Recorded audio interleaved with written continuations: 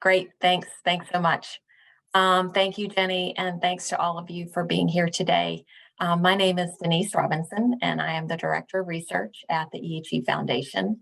And I am responsible for our research programming and research that is initiated by the Foundation, as well as managing our grants and coordinating our external research collaborations. So first, I want to say thank you to so many people who have donated funds to EHE Research. Every dollar that you donate to EHE Research makes a difference. And to date, the EHE Foundation has invested nearly $2 million donated dollars to EHE specific research. All of that goes towards our mission to find effective treatments and one day a cure for EHE. At the Foundation, as you'll see on this chart, we have committed to research projects through 2024. As we go through the year and this year's grants review cycle, I anticipate that that is going to expand to commitments through 2025 and beyond. And this doesn't account for even more funding that's been raised in Canada and Europe, Australia, and in the UK. So no matter where you live in the world, we just have to say thank you for donating dollars to EHE Research. And I can't go through all of the projects here today, but I do want to point out, if you've been a part of this community for maybe the last 8-10 years or so, you might remember when there were only a few institutions that we could point to who were doing significant EHE research. Today, there are nearly 20 institutions that we can point to that have significant projects going on. And we know that there are numerous hospitals now conducting clinical trials of novel TEAD inhibitors, as well as other drugs that are already approved for use in other diseases and might work for EHE. There are extensive efforts ongoing in model development for EHE, and that all relies on EHE biospecimens, so donating to biobanks. And certainly there is real world data already being generated, and the drivers of that are patients and clinicians to help us generate that data. That can't be underscored enough. So, and more opportunities are going to be coming available this year imminently and in the future to participate. But the one thing that I really wanted to talk to you a lot today about is the EHE patient registry. This is a global patient registry, and I am so happy to report to you that this registry has just received ethics approval, and you'll be invited to join this very soon. It's been in development for over 2 years. It is built for you, and it'll be powered by you. And together, your unique experiences are going to come together to answer critical questions about EHE. And we know that you have lots of questions. We see that in our community. The presentation of this disease is highly variable, but if you come together and you tell your story and your journey, and we start to pull those pieces together, then we'll answer your questions and ultimately inform and prompt new research that's going to take place. So I want to talk a little bit about the objectives of the registry. Why are we doing it? So the registry is a natural history study. It's going to describe people who have EHE, things that some of it we already know, but this will be a bigger database. Average age of diagnosis, genders, medical histories. It'll tell us more about how EHE changes in people over time. And we'll learn about variations in treatment.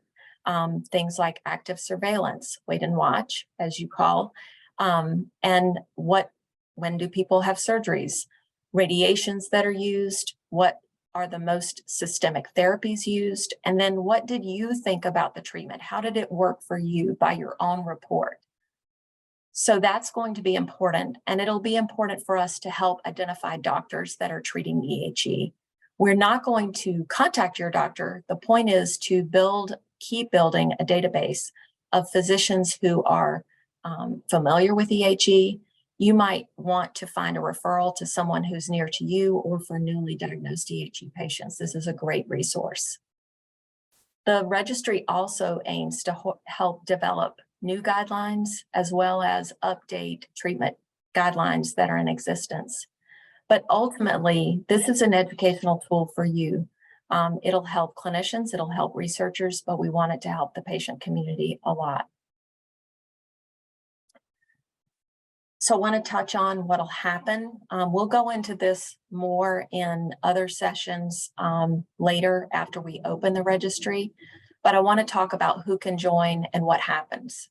So anyone with EHE, by their self-report, can join the registry, and they'll answer surveys initially and over time. All ages of people can participate, but if you're under 18 years of age, those people will be consented and the surveys will be answered by their legally authorized representative, so a parent or a guardian. People who have died from EHE can also be included by a designated representative. The big thing is, no matter where you live in the world, you can take part in this registry because you're simply telling your own story, you're telling your journey. And depending upon where you live, the consent will describe the privacy policies and your rights according to the laws that govern the registry. So I want to tell you just a few things that you should know that you may be thinking about as we come to you and we invite you to join. The registry has been approved. It's been reviewed by an institutional review board, and those people are charged to protect research participants if you take part in this registry. The registry is going to be responsible, an ad board is going to be responsible for reviewing any requests to receive data or use data and data sharing, as well as issues that could arise during the registry.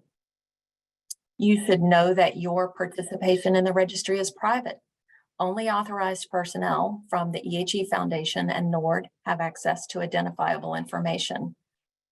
So this won't be accessed by people who are volunteers, board members, only authorized persons.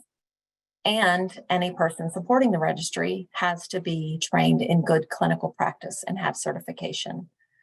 So you should know that we have made a lot of diligent efforts to go through consideration. The IRB has approved our research plan. The IRB has approved our governance plan and all of the questions that you're going to be asked. NORD, as a partner, has had extensive input from the FDA and the NIH. So we know that the data that's going in here is secure, the platform is credible, and this is going to really inform meaningful research. If you have questions about it, email us at research@fightehe.org anytime. I think I'm running long on time here, so I do want to make sure that I talk a little bit about the EHE Biobank. This is a really important project in the US, but I also want to point out that there are biobanks in Australia as well as in the UK. And we have to thank all of the participants so far that have raised their hands to donate surgeries that were upcoming so that we could get fresh tissue. You'll hear us talk about fresh tissue as a need for model development. People have donated fluids from fluid drains, as well as tissue from past surgeries, and every single donation makes a difference. So if you are thinking about a transplant, if you're talking with your doctor about even possibly having a transplant or a surgery to remove an EHE tumor, please get in touch with whatever biobank in the country that you live in, because it is very, very important. Again, I want to point out this is ethically approved research, and IRB has approved it. And if you have any questions or if you'd like to take part, please email biobank@fightehe.org. And then just to close, I want to say thank you to all of the patients, families who help those patients, clinicians, and researchers. We couldn't do any of this without you, without our collaborators, our funders, and our advisors. Keep doing what you're doing. Everything and every person makes a difference.